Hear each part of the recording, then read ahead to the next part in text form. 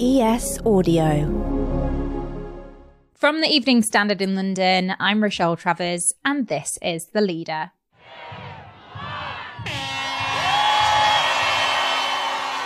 It's that time of year again. Over 40,000 runners will descend on the streets of the capital to take part in the London Marathon on Sunday.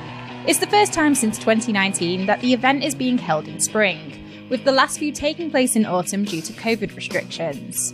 Hundreds of thousands of spectators will scramble to get the best place along the 26.2-mile route to show their support.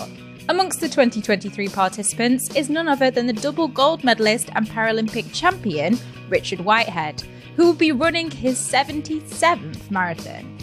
Richard is a double through-knee congenital amputee who runs on prosthetic blades and is currently also training for the Paris Paralympics 2024, where he'll compete in the 200 metres. He joins me now. London as a city has so many iconic events, and London Marathon, especially now it's back in its original time, is such a special event. I'm not sure about this year, but normally the weather's brilliant and it gets tens of thousands of people out on the streets supporting the runners and their journeys from Greenwich to the finish. And for me, it's about that moment when you can actually be inspired by seeing other people going through the journey and through some of the challenges and obstacles on the road. And it's a free event as well. When we talk about sporting success and sporting inspiration, it's in a stadium or it's in a velodrome or a swimming pool, where this is on your roads and you can go out or lean out your window or support your fellow friends or communities by just getting out there and experiencing what the London Marathon is really about. And it's about the coming together of people, a running community of all different ages, abilities, shapes, sizes, genders, religions, sexualities, and coming together as one to support each other to the finish. Do you have a favourite part of the route? It's always the finish. It's always the last couple of meters where you see the finish line. No, I think because I've done London Marathon, this will be my 9th time. Yeah, you just kind of look out for like little things like the bands that play on certain points of the course, and Cutty Sark and the Mall, and going past some of the packed restaurants and public houses that people like shout like supportive messages at you. And because the really important thing about running the London Marathon, I always say this to any new runner, is that as well as having the charity or the reason why you're running on your vest, also having your name on your vest as well. Because when you're in those kind of really dark moments where it is tough and you're struggling to continue and all you're doing is putting one foot in front of the other, then obviously the general members of the public come into play. Then they'll be shouting your name and shouting, "Come on, Richard," and that's important, because knowing that you've got a really enthusiastic, supportive group of people that want to see you successful. I know in this country at the moment, we hear about a lot of negative things around communities and what's happened within the economic environment. But London Marathon brings the best out of people, and the opportunity to support everybody on the roads of London is something that only really happens once a year. So I encourage everybody to get out there and support the runners. As you mentioned, this will be your 9th London Marathon. Are there any that stand out in your memory over the years for being particularly special or even particularly hard? I think, well, 26.2 miles is always a challenging distance. London will be my 77th marathon. And within those 77, doing so many Londons it's been a great opportunity to support those people that have supported my success, especially through the Paralympics. So probably the London Marathon after London 2012, where I jogged the city in my gold blades, was something that I'll always remember, because obviously the visibility of disability sport was raised due to the games, and obviously names like myself and Ellie Simmons and Dave Weir were elevated to have that platform to support the next generation of athletes, but also the inclusivity side. And it's important that when we talk about mass events such as the London Marathon, that we also talk about the great opportunity for equality, diversity, and inclusion. And that's what the road community really does need to embrace, that it is fully inclusive and everybody should have the same platform moving forward. You're campaigning to increase disability categories in mass participation events. How does the London Marathon compare to other events of this nature when it comes to this?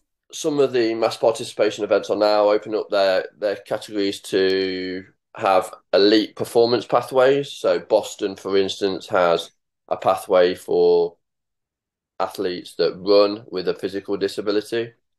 I think it'd be great to do the same in London, and for London and Chicago, New York, Tokyo, etc., to follow that Boston's obviously put out there. I think for me, it's a wider approach around diversity, equality, and inclusion. I'm lucky enough that sponsors like Nissan have really supported me in guiding me regarding EDI, and then having people like Adele Roberts as equality ambassadors really does help support my continued development as a person within equality and diversity. And we have actually a Pride Mile in the London Marathon, which really does encapsulate the LGBTQ plus community. But it's not just for the LGBTQ plus community, it's for everybody, and it really does bring everybody together to support everybody's barriers and obstacles and remove some of those inequalities. Let's go to the ads. Stay there to hear more from Richard Whitehead on his work to make sport more inclusive for all, and what will be waiting for him at the end of the London Marathon finish line.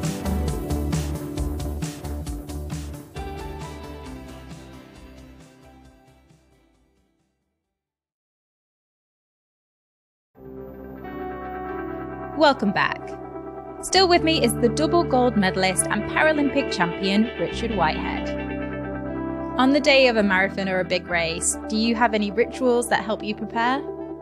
I think marathon runners have always got them, and whether they think about it or not, especially after you've done multiple events, you pick up things that you kind of just implement within your training. And I do that whether I'm on the track or on the road, especially around my preparation. So visualization's a big one. So the night before, getting in the bath and kind of just thinking about, have I done everything that I need to? Just have a checklist of all the equipment I need, because obviously because I run with prosthetics, just making sure they're fit for purpose for the challenges ahead, and then kind of visualize the start line and what I'm going to be doing at 5K, 10K, 15K, etc., all the way to the finish.